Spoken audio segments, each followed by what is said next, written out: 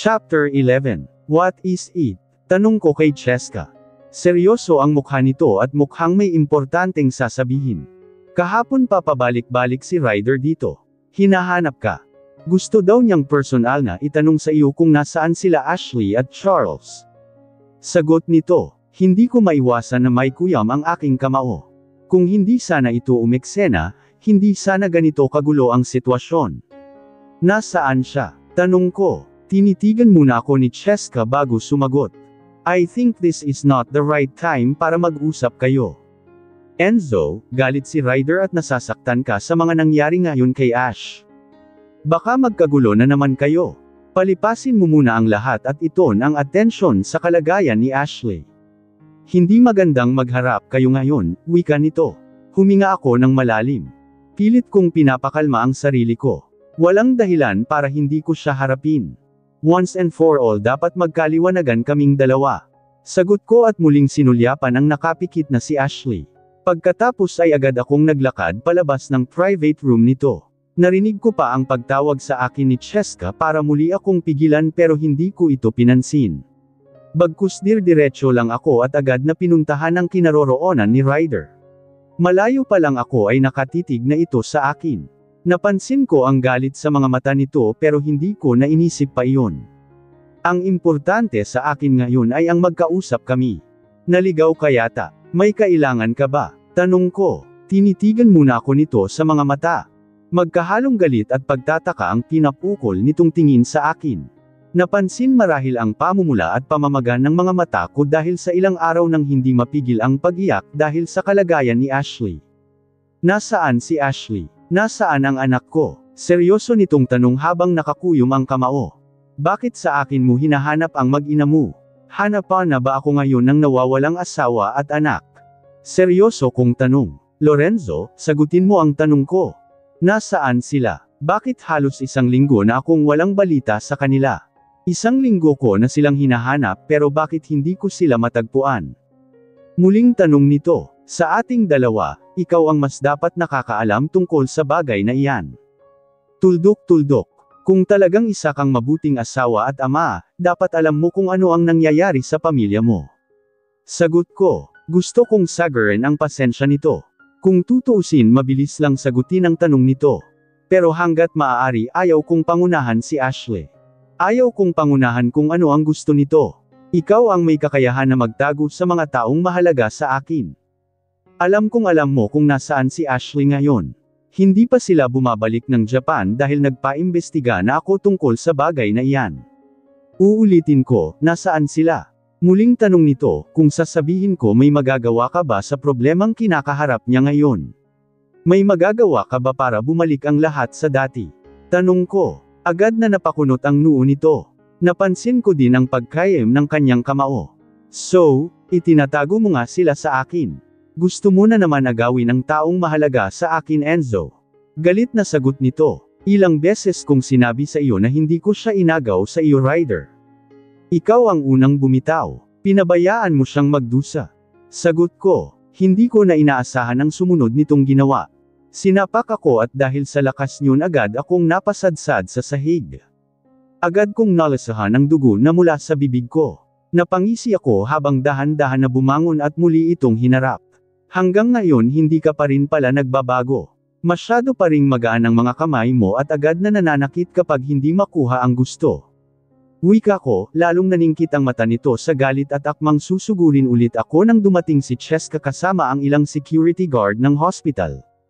Ano ba? Hindi ba kayo titigil? Hindi ito ang oras para magsakitan. Galit na sigaw nito. Kung hindi sana tinago ng magaling mong pinsan ang asawa at anak ko hindi sana tayo magkakagulo ng ganito. Sagot naman ni Ryder. Agad itong tiningnan ng masama ni Cheska. Baliw ka ba? Sa palagay mo, sasagutin ka ng matino ni Enzo kung ay dadaan mo sa dahas ang lahat. Mag-isip ka nga, Ryder. Hindi mo kailangang idaan sa pananakit ang lahat dahil pwede naman itong pag-usapan ng maayos. Si Ashley ang mas masasaktan kapag nakikita niyang nag-aaway kayo dahil sa walang kwentang bagay. Senggal ni Cheska dito. Hindi ko maiwasan na mapangisi habang tinitigan si Ryder. Ano kaya ang mararamdaman nito kapag malaman niya na ang pinag-aagawan naming babae ay may sakit na leukemia at walang kasiguraduhan kung gagaling pa ba? Liyak din ba siya katulad ko? Mararamdaman din ba niya ang sakit ng kalooban na nararamdaman ko ngayon? Cheska, hihinahon ako kapag sabihin niyo sa akin kung nasaan sila. Utang na loob, hirap na ang kalooban ko. Ayaw ko nang maghintay ng another years para makita siyang muli. Sagot ni Ryder. Nilingan muna ako ni Cheska bago muling sumagot. Worry ay hinihintay nito ang go signal ko para sabihin kay Ryder kung ano ba talaga ang tunay na kondisyon ni Ashley.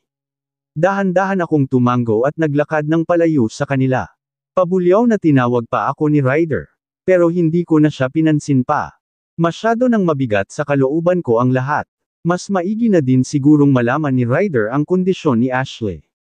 Para naman maramdaman niya ang sakit na nararamdaman ko ngayon. Enzo, ikaw ang masigit na nakaalam sa kondisyon niya, di ba? Bakit hindi ikaw ang magsabi? Basta ka na lang ba tatalikod pagkatapos makatikim ng sapak sa kanya? Unfair naman yata iyon. Narinig ko pang wika ni Cheska. Napahinto ako sa akmang pag-alis ko. Napailing ako at muling bumalik sa harap ni Ryder. Well, mas mabuti sigurong ako na ang magsabi para naman masaksihan ko ang reaksyon mo. Ilang sapak na ang natikman ko sa iyo, Ryder, at minsan lang ako nakaganti, sagot ko. Agad na naningkit ang mga mata nito kaya pilit akong tumawa. Sakto na dito sa hospital ka nagpunta para hanapin siya. Hindi na natin kailangan pang bamyahe ng malayo para matagpuan siya, paaring kong wika. Gusto ko mabitin siya. Agad na nagsalubong ang kilay nito pero walang kahit na anong kataga ang lumabas sa bibig nito. Nakakonfine siya dito. Halos 1 linggo na. Wika ko at hindi inaalis ang pagkakatitig sa mukha ng dati kong kaibigan. Agad na gumuhit ang pagkalito sa mukha nito dahil sa sinabi ko. Hindi ito umimik at halatang hinihintay pa ang susunod ko pang sasabihin. May leukemia siya. Halos pabuulong kong wika. Pakiramdam ko biglang nanikip ang dibdib ko habang sinasabi ang katagang iyon. Nagulat na lang ako nang maramdaman ko na hawak-hawak na ako ni Ryder sa kwelyo ko. Walang hiya talaga. Nag-uumpisa pa lang akong magkwento tungkol kay Ashley, mukhang mabubukulan na naman ako. Narinig ko naman ang agad na pagsigaw ni Cheska para pigilan si Ryder. Itinulak ko din ito sabay layo sa kanya. Yes, may sakit siya. Hindi basta-bastang sakit. At kung patuloy kayong mag-away ng ganyan baka lalo lang siyang lumala kaya pwede ba tigilan nyo na ang bangayan? Imbes na mag-isip kayo ng paraan kung paano magamot si Ash, puro sakitan ang laman ng inyong isip. Para kayong mga bata, bulyo ni Cheska sa amin. Nagmukha na tuloy itong referee sa pagitan naming dalawa. Parang nauupos na kandila na biglang napaupo si Ryder. Marahil nag-sink in na sa utak niya ang kondisyon ni Ashley. Tumitig ito sa akin na may takot sa mga mata. Sa loob ng mahabang taon na bangayan namin, ngayon ko lang ito nakitang kumalma kapag magkaharap kami. Kailan pa? Kailan nangyari ito? Bakit hindi nyo agad sinabi sa akin? Tanong nito. Kahapon lang lumabas ang result sa lahat ng mga test niya pero halos 1 linggo na siyang nakakonfine dito sa hospital. Actually, hindi niya pa alam ang tunay na sitwasyon ng kalusugan niya at hindi namin alam kung paano sasabihin. Hindi din alam ng anak niyo ang tungkol dito, malungkot na sagot ni Cheska. Napapailing naman si Ryder habang sunod-sunod ang pagpatak ng luha sa mga mata. Katulad ng inaasahan, agad na gumuhit ang pag-aalala sa sistema nito. Wala pa kaming ibang pinagsabihan. Hinihintay namin na medyo bumuti-buti ang kanyang kalagayan para hayaan siyang magpasya kung ipapaalam ba namin sa iyo. Sa pamilya niya, sa mga taong nagmamahal sa kanya, pagpapatuloy na wika ni Cheska habang pa-imple na pinupunasan ng luha sa mga mata. Hindi na din napigilan ang pagtulo ng sariling luha habang palipat-lipat ang tingin sa pagitan naming dalawa ni Ryder. Kumusta siya? Kumusta ang kalagayan niya? Tanong nito. Dahan-dahan na umiling si Cheska. Ilang araw ko nang hinahanap ang mag-ina ko. Ilang beses na din akong nagpapabalik-balik sa kondo kung saan sila nakatira pero bigo ako.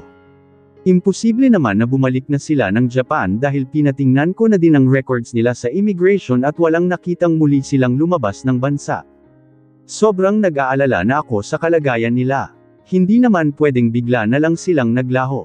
Walang dahilan para gawin ni Ashley ang tungkol sa bagay na iyon lalo na at kilala na namin ang isa't isa ng anak ko. Wala na akong nagawa pa kundi sugurin si Lorenzo sa hospital. Nagbabaka sakali ako na baka alam nito kung nasaan ang kinaroroonan ni Ashley. Hindi ako mapalagay. Maayos ang usapan namin at imposibleng bigla na lang itong maglaho na parang bula. Ilang beses din akong nagpabali-balik ng hospital pero bigo akong makaharap ang dati kong kaibigan. Mukhang pinagtataguan ako nito na siyang nagpalakas sa paniniwala ko na alam nito kung nasaan sila Ashley at Charles. Mabuti na lang at natsyempuhan ko si Cheska nang minsan naglalakad ako sa lobby ng hospital. Agad ko itong kinausap at tinanong dito kung nasaan si Lorenzo. Noong una ayaw pa ako nitong pagbigyan pero hindi nagtagal na papayag ko din naman ito na tawagin muna si Lorenzo at harapin ako. Inaamin ko, galit na galit ako dito nang magkaharap kami kaya sinapak ko ito.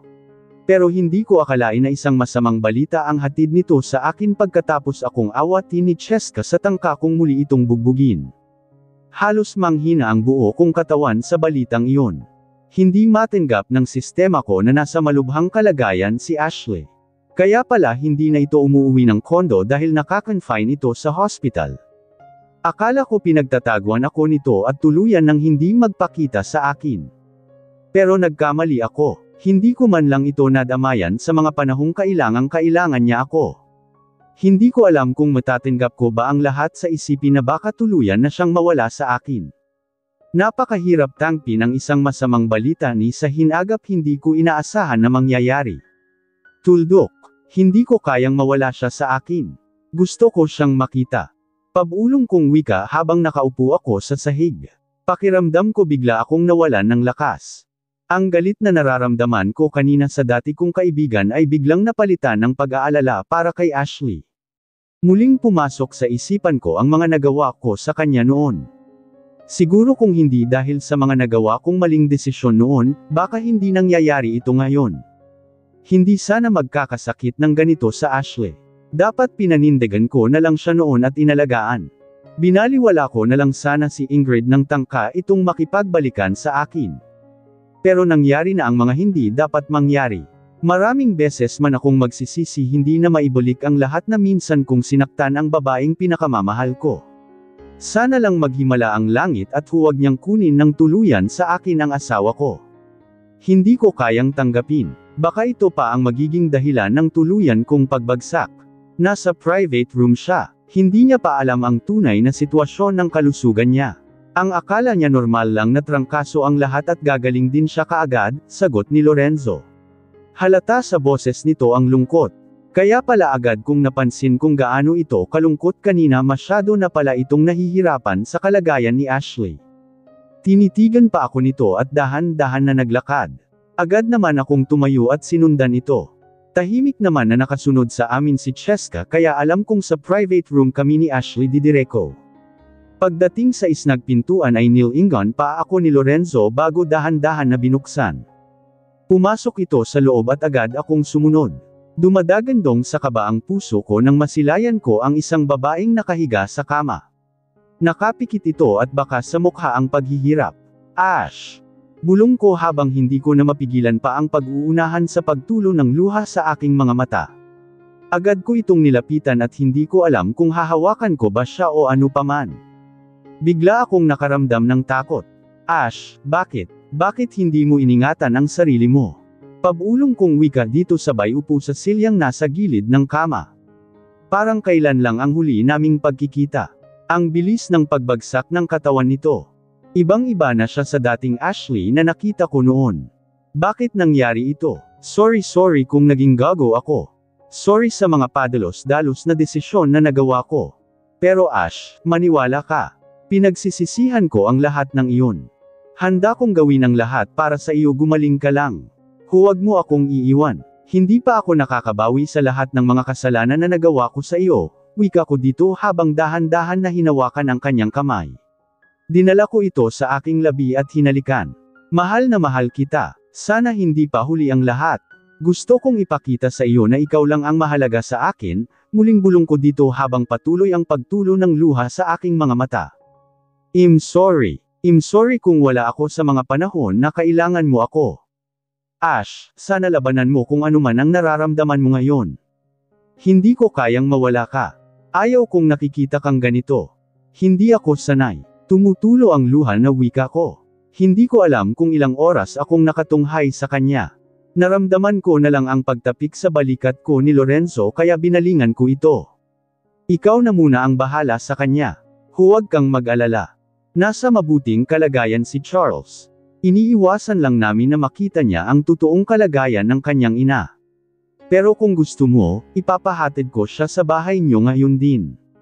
Mahinahong wika ni Enzo. Napakurap ako. Maraming katanungan na naglalaro sa aking isipan na gusto kong masagot agad ni Lorenzo.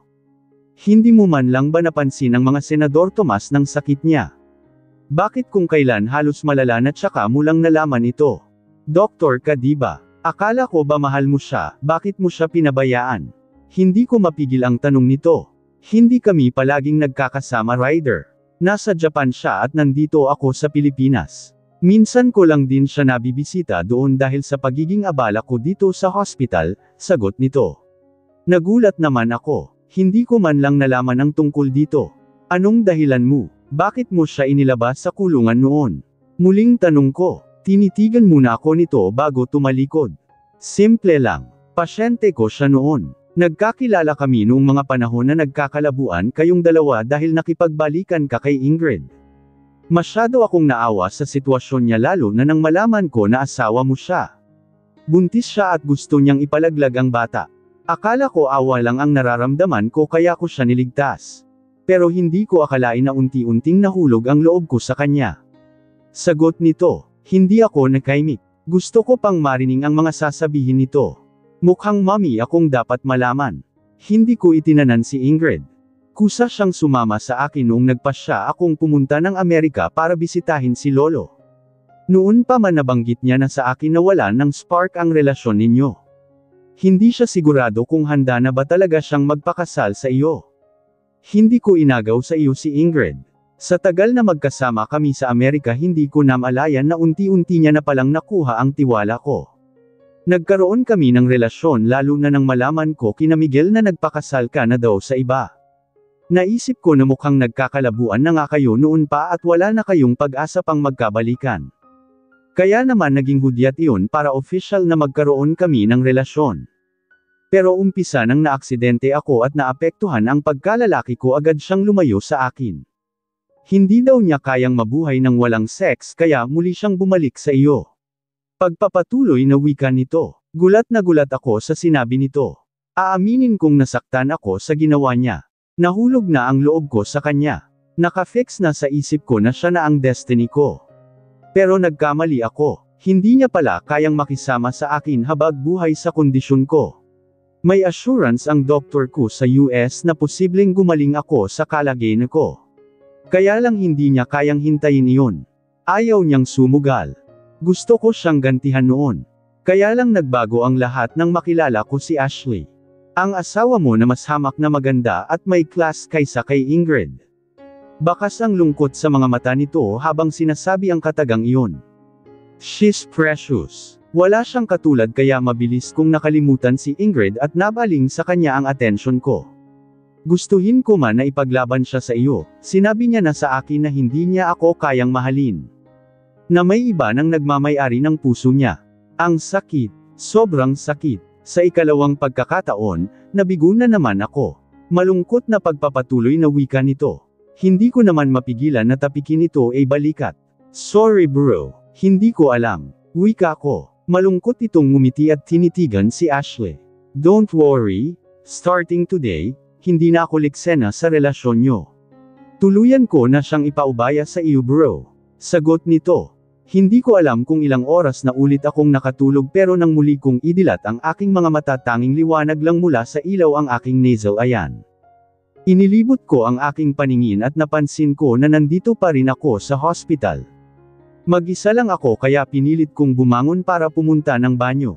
Nanghihina pa rin ako. Hindi ko alam kung bakit nangyayari sa akin ito. Basta ang huli kong natandaan ay nasa kondo ako at inaapoy ng lagnat. Ate Ash. Mabuti naman at gising ka na, napakunot pa ang noo ko nang mapansin ko ang papalapit kong kapatid na si Natalia. Nagtataka akong napatitig sa kanya at hindi makapaniwa. Kailan pa siya lumuwas dito ng Manila? Bakit wala akong maalala? Ate, kumusta ang pakiramdam mo? Saglit tatawagan ko ang doktor.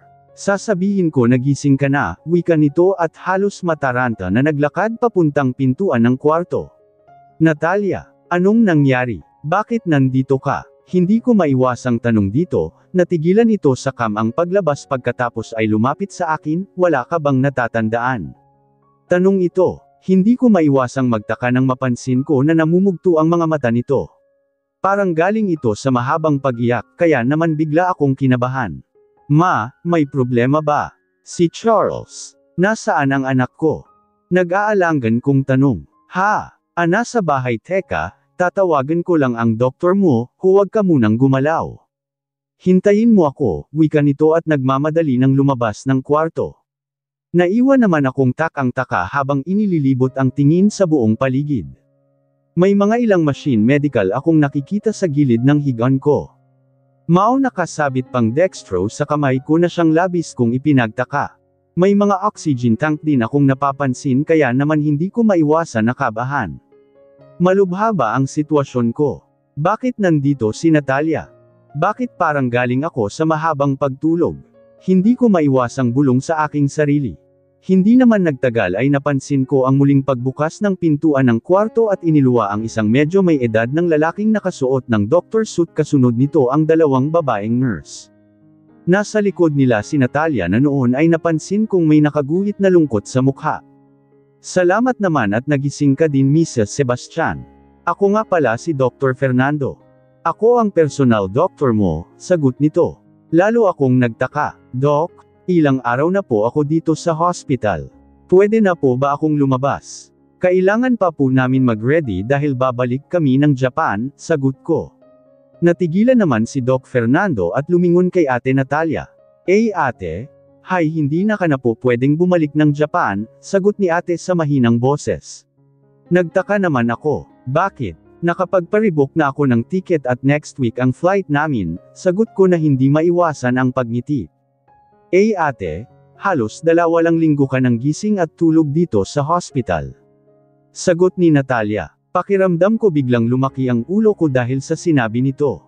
Nagpapalipat-lipat ang tingin ko sa pagitan nilang dalawa ni Natalia at ang doktor. Anong sabi mo? 2 weeks. Hindi imposible, nagising pa ako kanina. Tuldok. Paanong? Sagot ko. Hindi ko maintindihan ang aking sarili at sinipat ko ang kamay ko na may nakakbit ng dextrose. Hindi pa ako nakontento at tiningnan ko pa ang braso ko nang mapansin kong halos wala na akong dugo dahil sa putla. Pero ngayong gising ka na, babalik din sa dati ang lahat. Hindi po ba, Doc Fernando? Muling wika ni Natalia na halata sa boses nito ang nerbiyos. Hindi na ako umimik pa bagkus hinayaan ko na lang ang doktor na eksaminan ako. Maraming katanungan ang naglalaro sa isipan ko pero hindi ko alam kung paano umpisahan. May mga sinasabi si Doc Fernando sa kasamahan nitong dalawang nurse nang muling bumukas nagpintuan ng kwarto. Iniluwa dito ang humahanggos na si Ryder at agad na tumingin sa gawi ko. Ash, thanks God gising ka na. Wika nito sabay yakap sa akin. Gulat naman ako sa ginawa nito. Teka lang, bakit nandito ka? Isa pa, may mga dapat ba akong malaman? Pabulong kong tanong kay Ryder. Kumalas ito sa pagkakayakap at mataman akong tinitigan sa mukha. Pagkatapos ay naramdaman ko ang paghalik nito sa noo ko at namalayan ko na lang ang pagtulo ng luha sa aking mga mata. Hindi na mahalaga iyan. Ang importante, nagising ka na. I'm sorry, Ash. I'm sorry. Wika nito at hinawakan pa ako sa mukha. Naramdaman ko ang pagpunas nito sa luha ko. Hinayaan ko na lang dahil komportable naman akong gawin niya sa akin ang bagay na iyon. Bakit ka ba nagkakaganyan? Ryder, sabihin mo nga sa akin ang totoo. Malala ba ang sakit ko? Bakit 2 weeks daw akong tulog? Seryoso kong tanong. Tumingin muna ito kay Dr. Fernando bago nagsalita. Gagaling ka, Ash. Ipinapangako ko, gagawin ko ang lahat, gumaling ka lang. Sagot nito. Naguguluhan naman akong tumitig dito. Weird talaga siya. Tumingin ako kay Dr. Fernando at nagtanong. Doc, sabihin niyo nga po sa akin, malubha po ba ako? Tanong ko. Napansin ko ang pag-iling ng doktor at tumingin kay Ryder. Alam kong may mali sa akin. 2 linggo akong nakahiga sa hospital bed na ito kaya alam kong may malubha akong karamdaman. Sabihin niyo sa akin ano ito. Bakit ramdam na ramdam ko pa din ang panghihina ng katawan ko? Tanong ko at hindi maiwasan ang mapaiyak. Agad naman lumapit si Natalia sa akin at hinawakan ako sa kamay. Ate sorry nag-aalala kami sa magiging reaction mo kaya ganoon. Pero sana kung sakaling malaman mo man ang tungkol sa sakit mo, sana tanggapin mo at tulungan ang sariling gumaling, sagot ni Natalia. Natalia, magkapatid tayo. Kilala mo ako noon pa.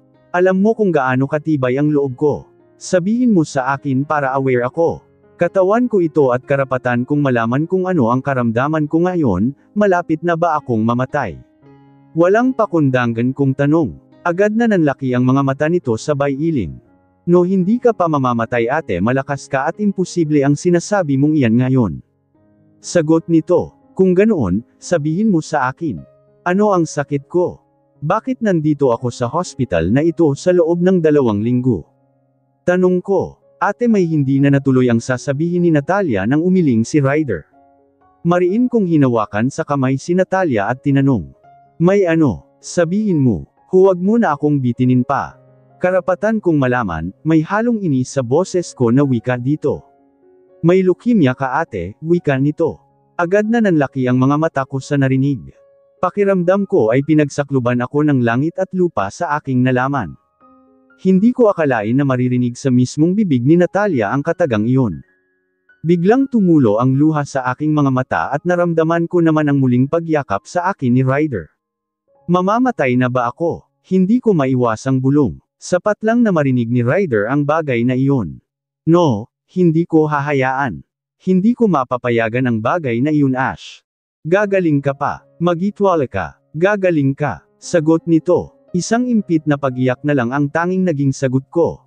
Pagkatapos ay pilit akong kumalas sa pagkakayakap kay Ryder at binalingan ng dextrose na nakakabit sa akin. Sa sobrang sakit ng kalooban na nararamdaman ko ay hinablot ko ang karayom kaya naman sabay na napasinghap ang lahat sa aking ginawa. Lahat sila ay nagulat sa pagtanggal ko sa dextrose na nakakabit sa akin. Kung ganoon hindi ko kailangan ang mga ito. Hayaan nyo na akong mamatay. Halos pasiga kong wika. Napansin ko naman ang pag-iyak ni Natalia at pilit akong pinapakalma. Hindi ko ito pinansin. Pakiramdam ko bigla akong nawalan ng saysay. Bakit kailangan pang lumaban gayong alam ko namang wala na akong pag-asa pang mabuhay ng matagal? Leukemia is a serious disease at alam kong malabo na akong gagaling. Mamamatay na ako kahit na ayaw ko pa sana. Gusto ko pang mabuhay ng matagal para makasama ang anak ko. Sila nanay at tatay at lahat ng mga taong mahalaga sa akin. Kahit na nakaramdam ng panghihina itinulak ko si Ryder at pilit na umaalis ng higaan pakiramdam ko biglang nawala sa akin ang lahat. Pakiramdam ko biglang nawala na saysay ang pakikipaglaban ko sa buhay. Hindi pa ba sapat ang mga paghihirap na naranasan ko para ibigay sa akin ang ganito kalubang sakit? Paano na si Charles? Paano na ang anak ko? Ash, huminahon ka. Bawal kang magkikilos. Magiging maayos din ang lahat. Mabubuhay ka pa ng matagal, wika ni Ryder haba kita ko sa mga mata nito kung gaano din ito nasasaktan sa sitwasyon ko ngayon. Wala na Ryder. Huwag mong sabihin sa akin ang bagay na iyan dahil pareho nating alam na wala na akong pag-asa mamamatay na ako. Hindi ko mapigil ang sigaw. Sobrang sakit. Ganito pala ang pakiramdam kapag malaman mong may taning na ang buhay mo. Parang gusto kong ngayon na bawiin ang buhay ko para hindi ko na maramdaman pa ang paghihirap ng kalooban ko. Ash, huwag mong sabihin ang bagay na iyan. Ipapagamot kita. Gagawin ko ang lahat para gumaling ka. Kung kinakailangan na dalhin ko sa harap mo ang pinakamagaling na doktor gagawin ko. Magtiwala ka lang. Lumaban ka. Wika ni Ryder at habang pilit akong pinapakalma. Hindi ako tanga para hindi malaman kung gaano katraidor ang sakit na ito Ryder. Alam kong sa hukay din ang hantong ko kaya huwag na nating pahirapan pa ang mga sarili natin. Sagot ko sa kabila ng pagluha. Hinawakan ako ni Ryder sa mukha at tinitigan sa mga mata. Paano ang anak natin kung ngayon palang pinanghihinaan ka na ng loob? Halos 2 linggo ka nang hinahanap ni Charles at hindi niya pa alam ang tungkol dito. Ash, walang masama kung subukan natin. Sana makipag-cooperate ka para gumaling ka, sagot nito. Lalo naman akong napaiyak. Hindi ko alam kung kaya ko bang labanan ang sakit na ito. Kaya pala ilang buwan na akong may nararamdamang kakaiba sa sarili ko. May malubhang sakit na palang nabubuo sa sistema ko na hindi ko man lang binigyan ng pansin. Halos madurog ang puso ko habang pinagmamasdan kung paano nasaktan si Ashley sa mga nalaman. Hanggat maari ayaw ko sanang malaman niya ang tungkol dito pero wala akong pagpipilian. Imposibleng hindi siya magtatanong kung ano ang karamdaman niya. Imposibleng hindi niya malaman lalo na kapag mag-uumpisa na siyang uminom ng mga gamot para sa sakit niya. Kung pwede nga lang akuin ko lahat ng paghihirap nito gagawin ko. Kung pwede nga lang nailipat sa katawan ko ang sakit niya gagawin ko. Kaya lang malabong mangyari iyon. Ryder, hindi ko kaya. Hindi ko matatanggap. Bakit nangyari sa akin ito? Masyado ba akong makasalan ng tao para maranasan ko ang ganitong klaseng pagsubok? Hindi ako masamang tao para maranasan lahat ito, wika ni Ashley habang patuloy sa pagtangis.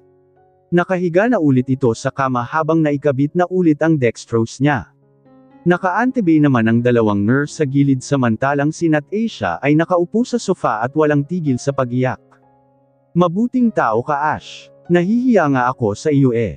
Sa daming paghihirap na naranasan mo sa mga kamay ko nagawa mo pa talagang bigyan ka ng ganitong uri ng sakit ng kapalaran. Ash, sorry ha. Pangako, ako ang bahala sa iyo. Ay lalaban kita. Ay lalaban ko ang buhay mo, wika ko dito habang walang tigil ang paghaplos sa kamay nito. Mabuti na lang at medyo kumalma na siya. Hindi na siya nagwawala pero patuloy pa rin ang pag-iyak nito. Alam kong makakasama sa kanya ang matinding pag-iyak pero kahit na anong gawin ko hindi ko talaga siya mapapatahan. Si Charles kung sakaling mawala ko ikaw na ang bahala sa kanya. Huwag mo siyang pabayaan, narinig kong wika dito sa kabila ng kanyang paghikbi. Ako ang bahala sa kanya. Hanggat nagpapagaling ka, ako muna ang bahala sa kanya. Sagot ko sabay punas ng luha sa kanyang mga mata. Hindi na ako gagaling Ryder. Nararamdaman ng katawan ko ang bagsik ng sakit ko. Malabo nang makaligtas ako, sagot nito. No, huwag mong sabihin iyan. Gagaling ka Ash. Ay pangako mo lalaban ka, sagot ko. Umiling ito. Kung sakaling makatagpo ka ng iba, siguraduhin mong matatanggap niya pati si Charles. Mahal na mahal ko ang anak natin at ayaw kong saktan siya ng iba. Muli nitong wika, hindi na ako maghahanap ng iba Ash. Ikaw lang ay sapat na. Hinding-hindi kita bibitawan. Hindi ako papayag na kunin ka ni kamatayan sa akin. Sagot ko, malungkot itong napangiti. Pagkatapos ay nakita ko ang pagpikit nito. Grabe, ngayon ko lang naramdaman ang pagod sa pagwawala ko kanina. Ang bilis pala maubos ng energy ko, mahina nitong wika. Hindi ko napigilan ang muling pagtulo ng luha sa mga mata ko. Kung alam lang siguro nito kung gaano ako nasasaktan sa mga nakikita ko baka lalo itong ma-stress. Gusto kong ipakita dito na may pag-asa pa siyang gumaling.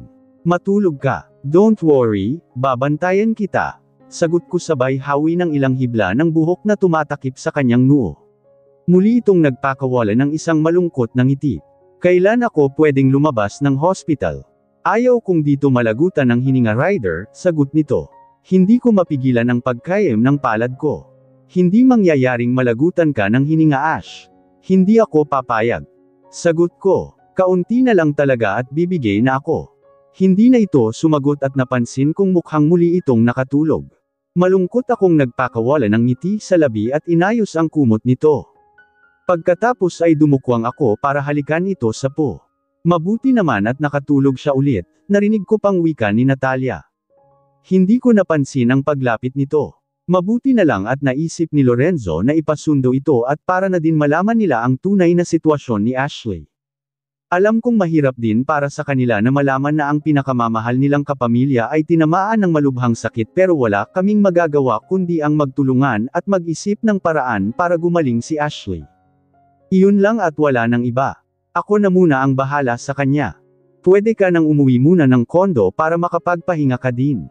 Wika ko. Ryder, nakausap ko kanina si Doc Fernando. May mga gamot siyang binigay kanina na kailangang inumin ni ate. Kaya lang natatakot ako sa reaksyon niya kanina. Paano kung ayawan niya ang mga gamot niya? Kilala ko siya, may katigasan ang ulo niya at kapag sinabi niya ang isang bagay ginagawa niya, narinig kong wika ni Natalia. Saglit akong nag-isip at hinarap ito. Hayaan mo. Ako ang bahala tungkol sa bagay na iyan. Mabait si Ashley at alam kung hindi niya tayo bibiguin. Sa ngayon kailangan natin ng mahabang pasensya at intindihin sa lahat ng tantrums niya, sagot ko. Malaki ang tiwala ko sa iyo Ryder. Salamat dahil nandyan ka. Sobrang nag-aalala sila nanay at tatay sa sitwasyon ni ate. Natatakot ako sa mga posibleng mangyari, sagot nito. Muli kong ibinaling ang tingin kay Ashley bago nagsalita. Gagaling siya. Alam kong gagaling siya at makakasama pa natin siya ng matagal. Sagot ko. Hindi na ito umimik pa kaya muli akong nagsalita. Ihahatid ka ng driver sa kondo. Doon ka muna. Pwede ka din magpasundo sa kanya kapag gusto mo nang bumalik dito ng hospital. Balak kong bantayan si Ashley dito sa hospital buong araw. Wika ko dito. Salamat. Sige aalis na ako, sagot nito. Tanging tango lang ang naging sagot ko pagkatapos naramdaman ko ang paglabas nito sa kwarto. Muli akong naupo sa upuan na nasa gilid ng kama habang hindi inaalis ang pagkakatigtig sa mukha ni Ashley. May mga ilang doktor na kaming nakakausap ni Lorenzo na eksperto pagdating sa kondisyon ni Ashley. Pwede ko siyang dalhin sa ibang bansa para doon magpagaling. Pero alam kong utol ito sa bagay na iyon kaya ang mga doktor na mismo ang kusa kung palalapitin sa kanya. Isa pa maayos ang hospital na ito. Kompleto sa mga kagamitan na kailangan ni Ashley. Panatag din ang kalooban ko dahil nandito si Lorenzo at Cheska na parehong doktor. Alam kong hindi nila hahayaan na mapahamak ang asawa ko. Masasabi kong muling bumalik sa dati ang pagkakaibigan namin ni Lorenzo simula nang nagkasakit si Ashley. Napansin ko din kung paano ito nag-aalala sa kalagayan ni Ashley at wala na akong panahon pa para magselos. Alam kong iisa lang ang gusto namin ni Lorenzo sa ngayon ang gumaling ang asawa ko sa kahit na anong paraan. Naputol ang pagmumuni-muni ko nang muling bumukas ang pintuan ng kwarto. Iniluwa dito sila Lorenzo at Cheska. Agad akong tumayo mula sa pagkakaupo at sinalubong sila.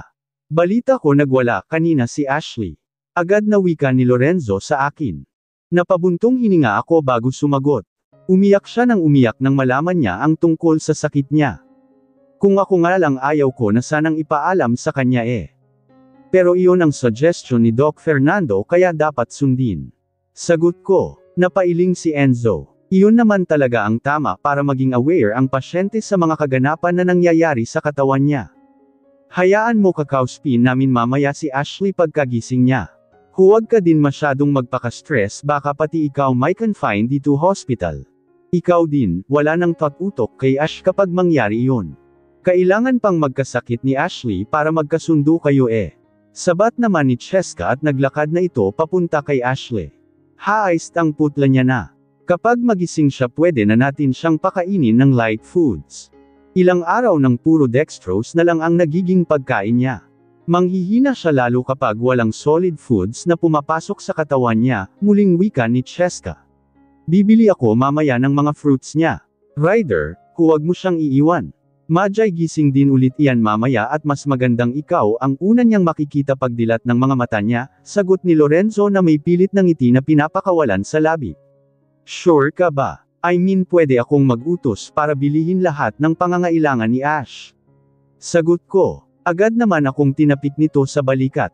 Hayaan mo na lang na ito ang maging ambag ko ngayon. Hindi mo naman ako hahayaang bantayan siya diba? Sagot nito. Hindi ko naman maiwasan na mapangiti. Maraming pwedeng magbantay sa kanya Enzo. Isa pa nandyan si Natalia na nagiging kapalitan ko. Nandyan din si Cheska paminsan-minsan, sagot ko.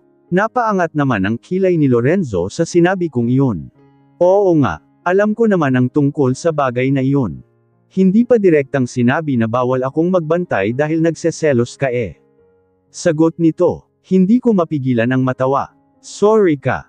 Asawa ko ang pinagpapantasyahan mo, sagot ko. Umismid naman ito at kaibigan. Naglakad na patungong pintuan ng kwarto. Alam ko yun at tanggap ko na isa akong talunan.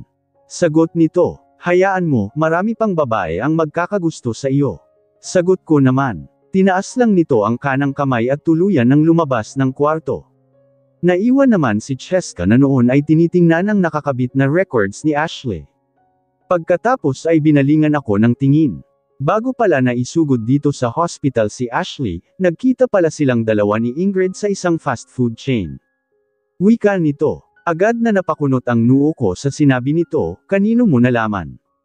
Tanong ko, kay Charles. Iyon ang sabi niya sa akin. Umiiyak ang anak mo noong isinugod dito sa hospital si Ash. Kaya daw nagkasakit si mama niya kasi inaway daw ng witch sa mall. Noong una nagtaka ako at iniisip kong sino iyon hanggang sa naiisip ko si Ingrid kaya ipinakita ko kay Charles ang picture at kinumpirma niya nga na iyon daw ang kasagutan ni Ashley sa isang fast food chain habang kumakain sila. Mahabang wika nito. Saglit akong nahulog sa malalim na pag-iisip bago sumagot.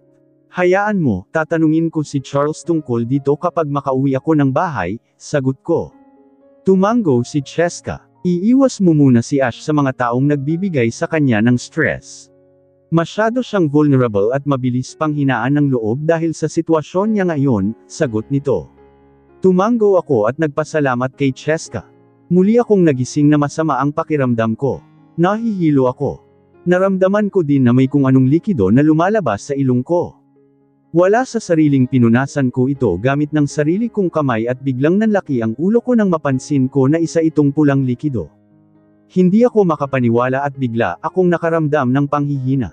Hindi ko na malayan ang pagtulo ng luha ko sa mga mata sa isiping posibleng kaunting panahon na lang ang itatagal ko dito sa mundo. Natatakot akong isipin na hindi ko na maalagaan pa ang anak ko at mababaliwala lahat ng paghihirap ko. Ate, sandali pupunasan kita. Agad akong napalingon sa pintuan ng kwarto nang makita ko ang kaka-rating na si Natalia. May mga bitbit itong kung ano-ano at inilapag sa lamesa. Agad itong kumuha ng isang malinis na tela at lumapit sa akin. Dumudugo na naman ang ilong mo ate, wika nito sabay punas sa ilong ko. Hindi ko mapigilan ang patuloy na pagtulo ng luha sa aking mga mata. Hindi ko akalain na haantong ako sa gantiong sitwasyon. Natalia, nakausap mo ba ang doktor? Sabihin mo sa akin, tapatin mo ako, hanggang kailan na lang ang itatagal ko. Halos pabulong kong wika. Natigilan ito at mataman akong tinitigan sa mga mata. Bakit? Gusto mo na bang sumuko? Basta-basta mo na lang ba isuko ang buhay mo sa walang kwentang sakit na iyan? Tanong nito, bakas ang pagdaramdam sa tono ng boses niya. Napakurap ako sabay iling. May magagawa pa ba ako? Alam kong hindi na ako gagaling. Sagot ko, agad itong umiling. Ate, hindi ko inaasahan na magkakaganito ka. Ano ba ang nangyayari sa iyo? Bakit ka biglang pinanghihinaan ng loob? Akala ko ba matapang ka? Akala ko ba kaya mo ang lahat? Sagot nito, lalo akong napaiyak. Hindi ko alam ang isasagot ko sa kanya. Ina-idolized pa kita dahil ang akala ko malakas ang loob mo. Ipinakita mo sa amin na kaya mo lahat. Iniahon mo sa hirap ang pamilya natin gamit ang sarili mong pagsisikap. Pagkatapos, dahil lang sa lintik na sakit na iyan basta mo na lang isusuko ang buhay mo. Hindi ikaw iyan ate. Hindi ka ganyan. Halos pasiga na wika nito habang patuloy na tumutulo ang luha sa mga mata. Ano ang gagawin ko? Natatakot ako. Natatakot akong umasa at mabaigo.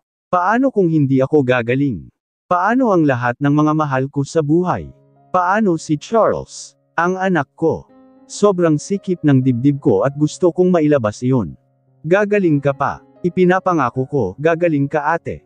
Hindi ako papayag na kunin ka sa amin ni kamatayan. Hindi ko pa nasuklian lahat ng kabutihan na ginawa mo sa pamilya natin. Ate, mangako ka, huwag mo akong bigwan, samahan mo muna ako sa pagkamit ng aking mga pangarap. Hayaan mong iparamdam ko sa iyo kung gaano kita kamahal. Mahabang wika nito na may halong pag-iyak. Lalo naman akong napahagulhol kung pwede nga lang takasan ko ang suliranin kung ito gagawin ko. Pero paano? Anong laban ba ang pwede kong gawin para malabanan ang sakit na ito? Ano ang dapat kong gawin? Paano kung masayang lang lahat ng hirap namin? Hindi biro ang sakit ko, alam ko iyon. Halos ilang minuto din nakayakap sa akin si Natalia at nang maramdaman namin pareho na kumalma na kami ay kusa na itong bumitaw sa akin. Tinitigan ako nito sa mga mata at pinunasan ang natuyong luha ko sa mukha. Hindi ko mapigilan ang mapangiti. Bakit ka nandito? Paano mo nalaman ang tungkol dito? Tanong ko. Agad itong napangiti. Pinasundo ako nila Kuya Lorenzo at Kuya Ryder. Sila na din ang nagpaliwanag kina nanay at tatay tungkol sa nangyari sa iyo.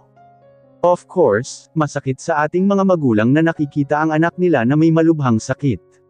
Pero umaasa kami sa siyensa at himala ate. Alam kong galing ka. Ginagawa lahat ni Kuya Ryder para magamot ka kaya sana huwag kang panghinaan ng loob. Kung ano't ano man ang mangyari ipakita mo sa aming lahat na lumalaban ka. Na malakas ka. Gustong gusto ko ulit makita ang dating Ashley na matapang. Mahabang wika nito. Napakurap naman ako. Hindi ako makapaniwala na sa kabila ng lahat ng pinagdaanan ko marami pa rin palang nagmamahal sa akin. Ayaw ko pa siyang iiwan. Gustong gusto ko pang mabuhay. Alam mo ba iyon? Gustong gusto ko pang madugtungan ang buhay ko. Halos naghihisterical kung wika, lalo kong naramdaman nagpagdaloy ng dugo sa ilong ko. Magkahalong takot at sama ng loob ang nararamdaman ko ngayon. Natigilan si Natalia at agad akong dinaluhan. Pinunasan nito ang dugo sa ilong ko pagkatapos mahigpit akong yamakap. Tama na, kung natatakot ka man ngayon, nandito ako. Dadamayan kita. Simula ngayon, ako ang magiging lakas mo. Aalagaan kita at tutulungan hanggang sa iyong pagaling, wika nito sabay haplos sa likod ko. Hindi ako nakasagot, lalo akong napaiyak.